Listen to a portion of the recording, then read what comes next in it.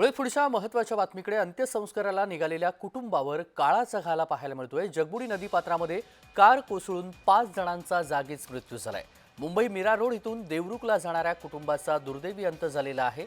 रत्नागिरीमधील खेडमध्ये हा अपघात झालेला आहे।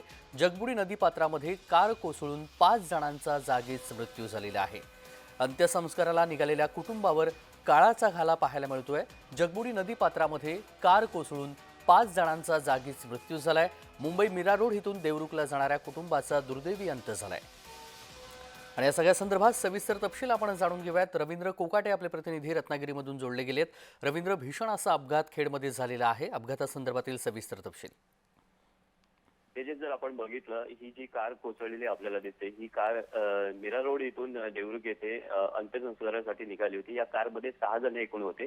त्यापैकी ही जी कार आहे ही खेडच्या मुंबई गोवा महामार्गावरचा जो खेडचा जगबुडी नदीवरचा जो ब्रिज आहे, या ब्रिजच्या दोन ब्रिज आहेत, एक येण्यासाठी आणि एक जाण्यासाठी। या 2 ब्रिजच्या मधला जो गॅप आहे, ती या कार आहे ती वेगाने होती आणि जम्पिंग घेऊन ती या दोन्ही दरीतून खाली गेलेली आहे। जवळपास 100 ते 150 फूट नदीपात्रामध्ये कोसळल्यामुळे 5 जणांचा जागीच मृत्यू झालेला आहे। अतिशय दुःखदायक घटना आहे।